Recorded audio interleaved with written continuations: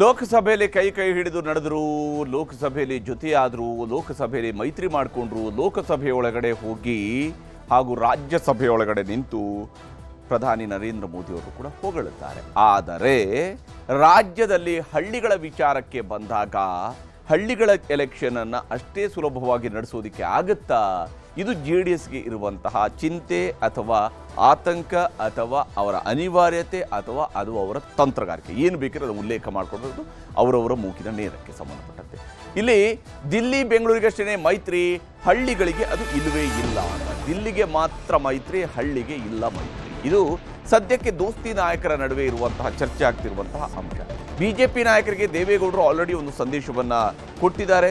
ಕುಮಾರಸ್ವಾಮಿಯವರು ಮೌನದ ಮುದ್ರೆಯನ್ನು ಒತ್ತಿದ್ದಾರೆ. ಅವರ ಮೌನ ಸಮ್ಮತಿಯೂ ಆಗಬಹುದು ಅಥವಾ ಮೌನ ಮುಂದೆ ನಡೆಯಬಹುದಾಗಿರುವಂತಹ ಮಾತುಕತೆಗೆ ರಿಸರ್ವ್ ಉಳಿಸಿಕೊಳ್ಳುವಂತಹ ಅಂಶಗಳು ಕೂಡ ಆಗಿರ್ಬೋದು. ದಳಪತಿಗಳ ತಂತ್ರಕ್ಕೆ ಕಮಲ ನಾಯಕರ ಪ್ರತಿತಂತ್ರ ಏನು? ಇದು ಸದ್ಯಕ್ಕೆ ಮನೆ ಮಾಡಿರ್ತಕ್ಕಂತಹ ಕುತೂಹಲ. ದಳಪತಿಗಳು ಏನೋ ತಮ್ಮ ತಂತ್ರಗಾರಿಕೆಯನ್ನು ಆಲ್ರೆಡಿ ಹೇಳಿದ್ದಾರೆ, ದೇವೇಗೌಡರು ಹೇಳಿದ್ದಾರೆ, ಇಲ್ಲಿ ಅಲೋನ್ ಆಗಿ ನಾವು ಸಪ್ರೇಟ್ ಆಗಿ ಸ್ಪರ್ಧಿಸ್ತೀವಿ ಅಂತೇಳಿ. ದೇವೇಗೌಡರು, ಯಡಿಯೂರಪ್ಪನವರು, ಕುಮಾರಸ್ವಾಮಿ ಅವರು, ಹೀಗೆ ಇವರೆಲ್ಲರೂ ಕೂಡ ಜೊತೆ ನಿಂತುಕೊಂಡು ಕಳೆದ ಲೋಕಸಭೆ ಚುನಾವಣೆಯನ್ನು ಎದುರಿಸಿದಂತಹ ರೀತಿ, ಸಮನ್ವಯವನ್ನು ಸಾಧಿಸಿದಂಥ ರೀತಿ, ಇದನ್ನೆಲ್ಲ ಕೂಡ ನೋಡಿದ್ವಿ. ಆದರೆ ಲೋಕಲ್ ಎಲೆಕ್ಷನ್ಸ್ ಬಂದಾಗ ಅಷ್ಟು ಸುಲಭ ಇದೆಯಾ? ಹಳ್ಳಿಗಳಲ್ಲಿಲ್ಲ ಮೈತ್ರಿ ಅಂತ ಹೇಳಿ, ಹಳ್ಳಿಗಳಲ್ಲಿ ಮೈತ್ರಿ ಇಲ್ಲ. BJP JDS ನಡುವಿನ ಮೈತ್ರಿ ಸ್ಥಳೀಯ ಸಂಸ್ಥೆಗಳ ಚುನಾವಣೆಗೆ ಆಗೋದಿಲ್ಲ ಅಂತ ಹೇಳಿ. ಅಂದರೆ ತಾಲೂಕ್ ಪಂಚಾಯತ್ ಮತ್ತು ಜಿಲ್ಲಾ ಪಂಚಾಯತ್ನ ಚುನಾವಣೆಗಳು ನಡೆಯುವಾಗ ಸ್ಥಳೀಯ ಸಂಸ್ಥೆಗಳ ಚುನಾವಣೆಗಳಲ್ಲಿ ಏಕಾಂಗಿ ಸ್ಪರ್ಧೆ ಅಂತ ಹೇಳಿ ದೇವೇಗೌಡರೇ ಹೇಳ್ಕೊಂಡಿದ್ದಾರೆ. ದೇವೇಗೌಡರು ಕೂಡ ಹೇಳ್ಕೊಳ್ತಿದ್ದಾರೆ. BJP ಜೊತೆಗೆ ಮೈತ್ರಿ ಮಾಡಿಕೊಳ್ಳದೆ ಸ್ವತಂತ್ರ ಸ್ಪರ್ಧೆ ಅನ್ನುವಂತಹ ಘೋಷಣೆಯನ್ನು ದೇವೇಗೌಡರು ಆಲ್ರೆಡಿ ಮಾಡಿದ್ದಾರೆ. ತಮ್ಮ ಭದ್ರಕೋಟೆಯಲ್ಲಿ BJP ಬೇರೂರಬಹುದು ಅನ್ನುವಂತಹ ಚಿಂತೆ ದೇವೇಗೌಡರನ್ನ ಕಾಡಿದ್ರೆ ಅದು ತಪ್ಪಲ್ಲ. ಯಾಕಂದರೆ ಮಂಡ್ಯದಲ್ಲಿ ಇದುವರೆಗೆ BJPಗೆ ಆ ಸ್ವರೂಪದಲ್ಲಿ ಸ್ಥಳೀಯ ಸಂಸ್ಥೆಗಳಲ್ಲಿ ಬೇರೂರೋದಕ್ಕೆ ಸಾಧ್ಯ ಆಗಿಲ್ಲ. ಹಳೆ ಮೈಸೂರು ಭಾಗದ ಪ್ರಾಬಲ್ಯ ಕುಗ್ಗಿಬಿಡುತ್ತದೆ ಎನ್ನುವಂಥ ಆತಂಕವೂ ಕೂಡ ದೇವೇಗೌಡರಿಗೆ ಇರಬಹುದು. ಈ ವಿಚಾರಕ್ಕೆ ಸಂಬಂಧಿಸಿದ ಲೋಕಲ್ ಮೈತ್ರಿ ಗೊಂದಲದ ಬಗ್ಗೆ ಯಾವುದೇ ಗುಟ್ಟನ್ನು ಕುಮಾರಸ್ವಾಮಿಯವರು ಬಿಟ್ಟು ಕೊಡ್ತಾ ಇಲ್ಲ. ಅವರು ಈ ವಿಚಾರದಲ್ಲಿ ಬಹಳ ಜಾಗರೂಕತೆಯ ಹೆಜ್ಜೆಯನ್ನು ಇಡ್ತಾ ಇದ್ದಾರೆ. ಯಾಕಂದರೆ ಅವರು ಮೋದಿ ಸಂಪುಟದಲ್ಲಿ ಸಚಿವರಾಗಿದ್ದಾರೆ. ಮೈತ್ರಿ ಬಗ್ಗೆ ಇನ್ನೂ ಯಾವ ನಿರ್ಧಾರ ಆಗಿಲ್ಲ ಅನ್ನುವಂತಹ ಹೊಸ ವಾದವೂ ಕೂಡ ಮುನ್ನೆಲೆಗೆ ಬಂದಿದೆ. BJP ನಾಯಕರು ಅಂತಹ ಮಾತುಗಳನ್ನು ಹೇಳ್ತಾ ಇದ್ದಾರೆ. ಇನ್ನು BJP ರಾಷ್ಟ್ರೀಯ ಕಾರ್ಯಾಧ್ಯಕ್ಷರಾಗಿರ್ತಕ್ಕಂತಹ ನಿತಿನ್ ನವೀನ್ ಅವರನ್ನು ಕುಮಾರಸ್ವಾಮಿಯವರು ಭೇಟಿ ಮಾಡಿ ಮಾತುಕತೆಯನ್ನು ನಡೆಸಿದ್ದಾರೆ. ಕರ್ನಾಟಕದ ವಿಚಾರಗಳ ಬಗ್ಗೆಯೂ ಕೂಡ, ಸ್ಥಳೀಯ ಸಂಸ್ಥೆಗಳಲ್ಲಿ JDS ಪ್ರತ್ಯೇಕ ಸ್ಪರ್ಧೆ ಬಗ್ಗೆಯೂ ಕೂಡ ಕಾರ್ಯಾಧ್ಯಕ್ಷರೊಂದಿಗೆ ಕುಮಾರಸ್ವಾಮಿಯವರು ಚರ್ಚೆಯನ್ನು ನಡೆಸಿರಬಹುದು. ಆ ಮೂಲಕವಾಗಿ ಅವರ ಒಪ್ಪಿಗೆಯನ್ನು ಕೂಡ ಪಡ್ಕೊಳ್ಬೇಕಾಗುತ್ತೆ. ಯಾಕಂದರೆ ಮೈತ್ರಿಯಿಂದ ಹೇಳಿದ ಮೇಲೆ ಇಬ್ಬರ ನಡುವೆಯೂ ಕೂಡ ಗೊಂದಲಗಳು ಇರಬಾರ್ದು. ಗೊಂದಲಗಳನ್ನು ಹೊರತಾಗಿಯೇ ಚುನಾವಣೆಗಳನ್ನು ಮಾಡಬೇಕಾಗುತ್ತೆ. ಬೇಕಾದ್ರೆ ಫ್ರೆಂಡ್ಲಿ ಫೈಟನ್ನು ಕೆಲವು ಕಡೆಗಳಲ್ಲಿ ಮಾಡ್ಕೊಳ್ಬೋದು. BJP ಬಗ್ಗೆ ಬೈಯದೇ ಇರ್ಬೋದು JDSನವರು, ಹಾಗೆಲ್ಲ ಎಲೆಕ್ಷನನ್ನು ಮಾಡ್ತಾರೆ. ಆದರೆ ದೇವೇಗೌಡರು ಈಗಾಗಲೇ ಸ್ಪಷ್ಟ ಮಾತುಗಳಲ್ಲಿ ಹೇಳಿರುವಂಥದ್ದು, ಸ್ಥಳೀಯ ಸಂಸ್ಥೆ ಚುನಾವಣೆಗಳಲ್ಲಿ ನಮ್ಮದು ಪ್ರತ್ಯೇಕ ಸ್ಪರ್ಧೆ ಅಂತ. JDA, we are going to election in Lok Sabha, in Legislative Assembly and Council. This is crystal clear. The local body election, municipality, city corporation, Jilla Panchayat, Taluk Panchayat, all the local body elections will go on our own, either Jilla Panchayat or Nagarpalika. All these things will be filed on our own, and only assembly and parliament will go with NDA. It is crystal clear. There is no ambiguity. ಹೀಗೆ ಇದು crystal clear ಆಗಿದೆ ದೇವೇಗೌಡರ ಪ್ರಕಾರ. ಸ್ಥಳೀಯ ಸಂಸ್ಥೆಗಳ ಚುನಾವಣೆಗಳಲ್ಲಿ ಪ್ರತ್ಯೇಕ, ಲೋಕಸಭೆ, ವಿಧಾನಸಭೆ, ರಾಜ್ಯಸಭೆ, ವಿಧಾನ ಪರಿಷತ್ ಅಲ್ಲಿ ಮಾತ್ರ ಮೈತ್ರಿ.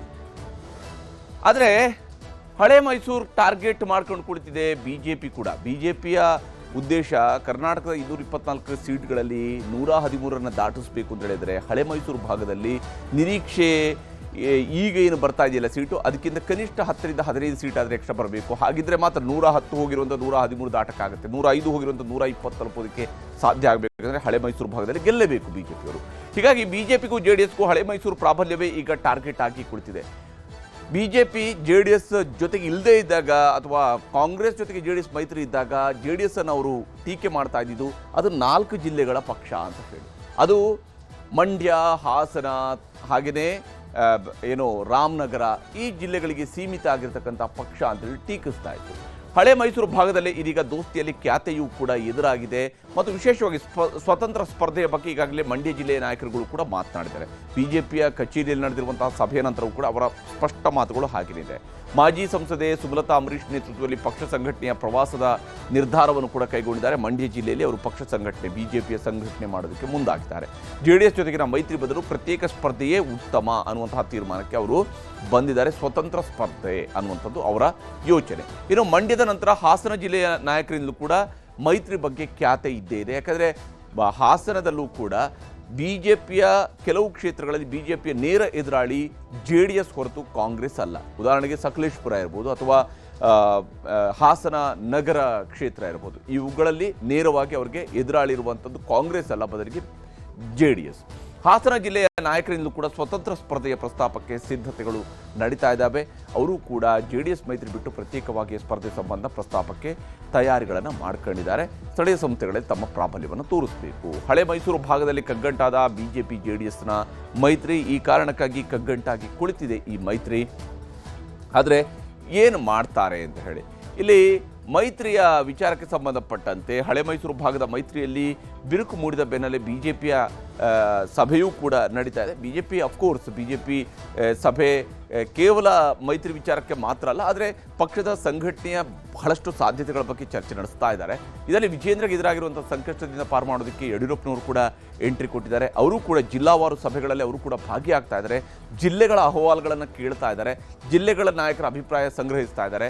ಯಡಿಯೂರಪ್ಪ, ವಿಜೇಂದ್ರ ಇವರೆಲ್ಲರ ನೇತೃತ್ವದಲ್ಲಿ ಸಭೆ ನಡೀತಾ ಇದೆ. ಸ್ಥಳೀಯ ಸಂಸ್ಥೆಗಳನ್ನು ಎದುರಿಸುವಂತಹ ಸಂಬಂಧ ರಣತಂತ್ರವನ್ನು ರೂಪಿಸಲಾಗ್ತಾ ಇದೆ. ಬಿಜೆಪಿ ಆಲ್ರೆಡಿ ಸ್ಥಳೀಯ ಸಂಸ್ಥೆ ಚುನಾವಣೆಗಳಿಗೆ ಬೇಕಾದಂಥ ಪ್ರಿಪರೇಷನ್ಸ್ ಅನ್ನು ಶುರು ಮಾಡಿದೆ. JDS ಜೊತೆ ಮೈತ್ರಿ ಬೇಕಾ ಬೇಡವಾ ಅನ್ನೋದರ ಬಗ್ಗೆಯೂ ಕೂಡ ಸಮಾಲೋಚನೆಯನ್ನು ನಡೆಸಲಾಗ್ತಾ ಇದೆ. JDS ಜೊತೆಗೆ ಮೈತ್ರಿ ಮಾಡಬೇಕಾ ಬೇಡವಾ ಅನ್ನುವಂಥದ್ದು ಸದ್ಯಕ್ಕೆ ಬಿಜೆಪಿಯಲ್ಲೂ ಕೂಡ ಇರುವಂತಹ ಚರ್ಚೆಯಾಗಿದೆ. ಹೀಗೆ ಮೈತ್ರಿಯಲ್ಲಿ ಸಹಜವಾಗಿಯೇ ಸ್ಥಳೀಯ ಸಂಸ್ಥೆ ಚುನಾವಣೆಗಳ ವಿಚಾರಕ್ಕೆ ಸಂಬಂಧಪಟ್ಟಂತೆ ತಮ್ಮದೇ ಆದಂಥ ಅಭಿಪ್ರಾಯಗಳಿದ್ದಾವೆ. ಆದರೆ ಈ ಅಭಿಪ್ರಾಯಗಳನ್ನು ಯಾವ ಸ್ವರೂಪದಲ್ಲಿ ಬಿಜೆಪಿ ಹೈಕಮಾಂಡ್ಗೂ ಕೂಡ ಮನವರಿಕೆ ಮಾಡಿಕೊಡುವಂಥ ಕೆಲಸವನ್ನು ದೇವೇಗೌಡರು ಮಾಡ್ತಾರೆ ಅನ್ನೋದರ ಮೇಲೇ ಮೈತ್ರಿಯ ಭವಿಷ್ಯ ನಿಂತಿರುವಂಥದ್ದು.